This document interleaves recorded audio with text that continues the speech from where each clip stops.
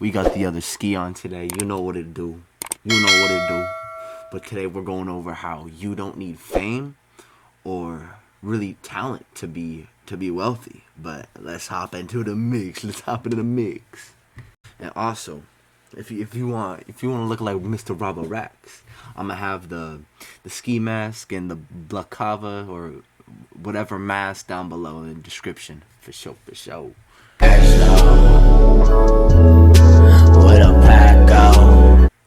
Alright, yo, this is chapter 2. Chapter 2 by You Know Who.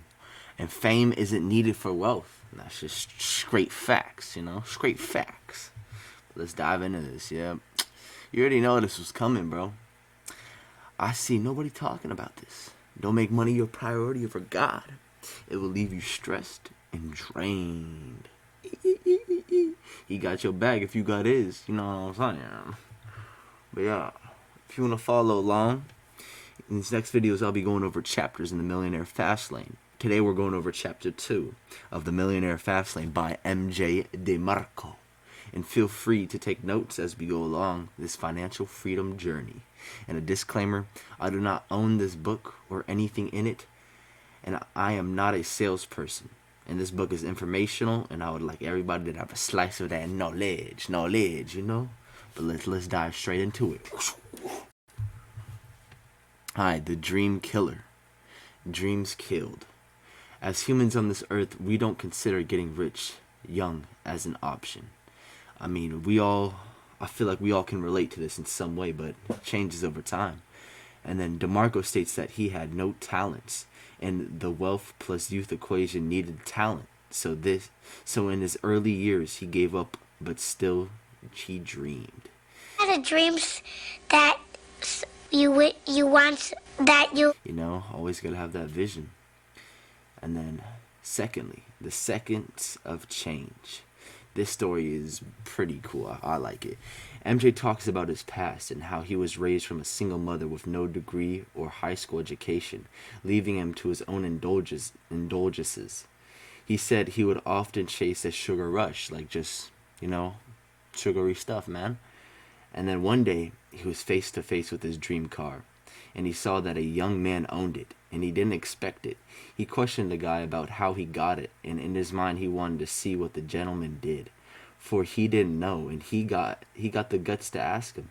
And the guy responded that he was an inventor, something he never thought of. As the Lambo rolled off, MJ was in shock as a little man seeing his dream car roll off. From this came an awakened motivation. He was like, whoo.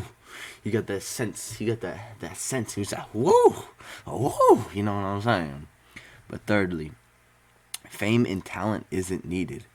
MJ came to the conclusion that he did not need to be talented to be rich, and that he could do that with being an entrepreneur.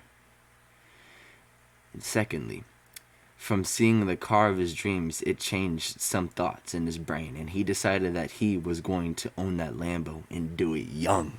Ooh, oh, he said young.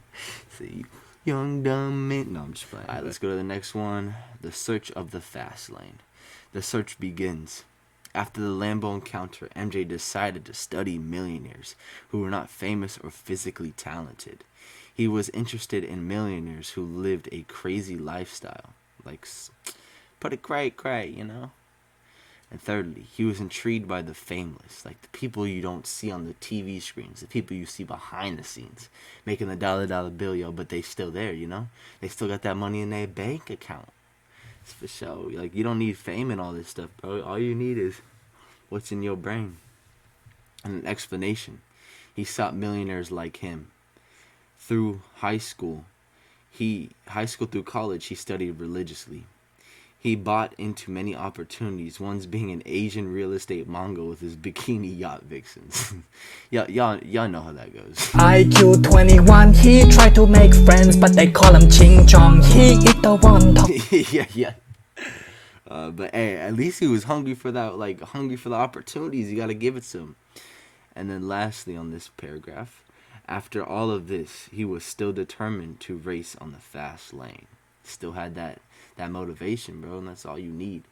And thirdly, the requirements of the famous. They were living a rich lifestyle or capable of it. And he wasn't interested in the millionaires who lived next door, bro. Bro, I'm gonna be straight up, bro. MJ be dropping the mic in this book, bro. Yeah, it's another reason why y'all need it in the description down below. But yeah, nah, bro. He be frunk, you know what I'm saying? He be dropping the mic. Obama. But yeah, secondly, they had to be young and under 35, or had to gain wealth fast. That's the goal. That's the goal. The fast lane.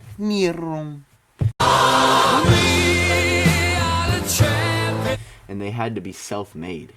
You couldn't just be like trust fund baby, you know. And their riches could not be from from fame, physical talent, playing pro ball, acting, singing, or entertainment. So basically, all the people you see in mainstream. But yeah, let's go to this next slide. Alright, the fall with a rise. Roadblocks. He fell short of his expectations, taking on ego-crippling jobs, with chasing his passion, but his failures grew harder. Yeah, we all go through that crap, bro. We all go through that crap. His friends were getting the white picket fence dream, while he was falling into depression. Pretty tough, bro. Out of the sadness bubble, he lost himself in success stories, books, etc., rag to riches, instead of indulging in drugs and all that. But hey, it's better than that, you know? And then lastly, after his girlfriend broke up with him, he had to deal with his mom's go get a job, baby. I feel bad, bro.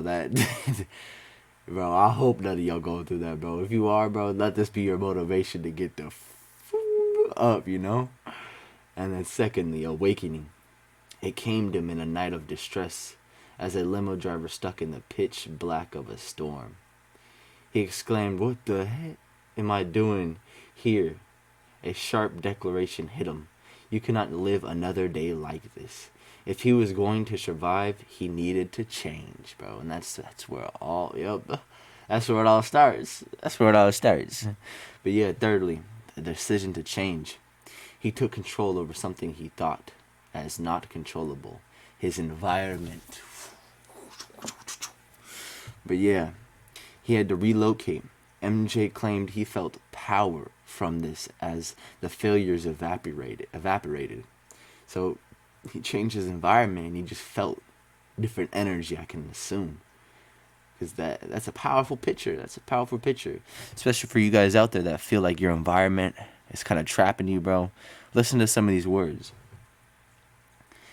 With this, MJ claimed that options he considered, options that never seemed possible. So his mind was just... You didn't have to cut me off. And MJ said, if I can live anywhere, where would I live? He circled 5 cities, and within the next week, he visited all of them. After that, he moved and escaped. Dang! But yeah, let's go to the next slide. Alright, slow lane to fast lane. MJ arrived in Phoenix, Arizona, with $900, no job, no friends, no family, with little possessions. He lived poor, without security, but he felt rich because of the control. That's a mental picture for y'all. Mental picture for y'all. Well, he had that limo job. He wasn't wasting time. He had a website created and read multiple books, autobiographies, while he was waiting on people. See, that's pretty smart, bro. He's making his time worth it, you know, instead of just going on his phone, scrolling through Instagram, bro. Homie was really dedicated. And that's what gets you to success. And the limo job made him find an unsolved need that needed to be fixed. Someone asked him if he knew any good limo services in New York. Where should I go to find it? He didn't know because he didn't have the yellow pages handy, so thus he came up with the limousinesonline.com that he aggressively marketed for the SEO to cold calls.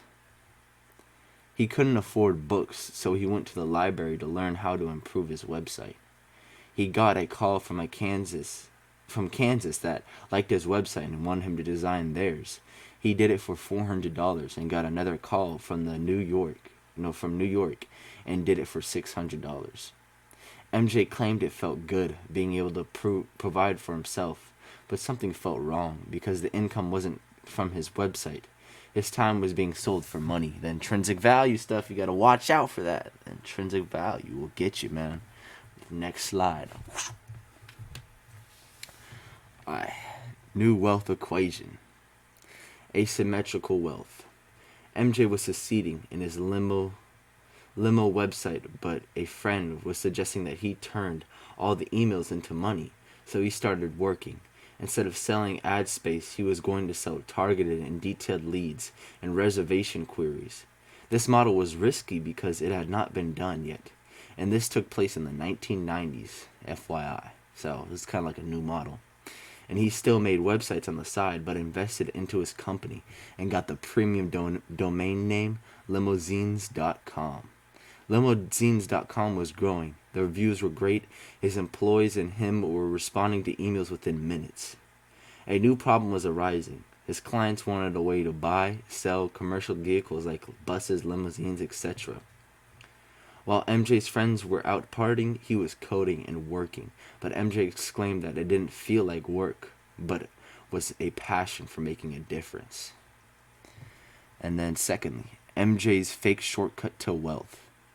MJ's brand was coming up in the dot-com frenzy. Not a day went by that you wouldn't hear about a dot-com millionaire sticking it rich. He got offers for this, for his website, and he was actually looking to sell it. He settled on the third offer for $1,200,000. Whew. MJ thought he could live the rest of his life and invest in tech stocks, and he slowly realized he wasn't rich. MJ ended up buying his website back for $250,000 after it tanked badly. His website survived the dot-com crash, and he reinvested into the business. So here we go again. There's a whole little cycle, you know? The creation of a money tree. This is the big part right here. Creation. For the next years, he revitalized his services to the next level. He integrated new technologies and listened to the customers, the consumers too. And he automated his process, and he ended up working less and less. Suddenly, he worked an hour a day instead of 10. The money was still rolling in. A realization he had. He realized that he just made himself a fruit-bearing money tree, a beautiful printing press. It dawned on him that this was the fast lane. This money tree provided him with freedom to do what he wanted. He worked a few hours a month, but most of the time he was just traveling. For his first month, he entertained himself, yada yada yada. You know how that goes. Sense of reclaimed his business, but it grew profiting. Since he reclaimed his business, it grew profiting $200,000. How would your life change if you earned $200,000 a month? What would you whip in? Where would you stay or go on trips to? What position would you go after? Y'all should comment these down in the comment section, bro. What would you do if you earned $200,000 a month? What schools would your kids attend? Would you even have debit? How fast would you become rich? Would grabbing a coffee be an issue in eating out? Would Christmas hurt your wallet? Would you give back to your community? Would you find ways to multiply your income? And would stress be in your life? Comment down below, because I know all these for a fact. I know which ones I'd be doing. Multi-millionaire status. Cha-ching! If he didn't sell his business, he would have been there faster. But when you're eating ramen, you wouldn't down $1.2 million. He bought the Lambo and completed the vision. In 2007, MJ retired, selling his business for offers ranging from $3.3 to $7.9 million. The same day he wrote the book The Millionaire Fastlane, and he now owns a publishing company that represents and licenses work with other various businesses. Conclusion. Fame is not needed to become rich or physical talent, and fast wealth is created asymmetrically, not linearly. And then change can happen in an instance, and do not fear roads not taken by others. MJ wrote The Millionaire Fastlane because he wishes that he would have read it when he was 20 years old. And that is it. If y'all want the book, it's down in the description below. Just trying to share you guys this knowledge. Hope you grow, hope you prosper, hope you become a millionaire. And if you do, remember Robert Rex. He loves you. And so does G.O.D. Woo, woo, woo, woo. First say you wanna choose me. First say you wanna lose me. You wanna step into the top. Hey girl, he wanna lose you. Lose him, man. You know he on rain tall. Yeah, you know he the reason that the rain fall.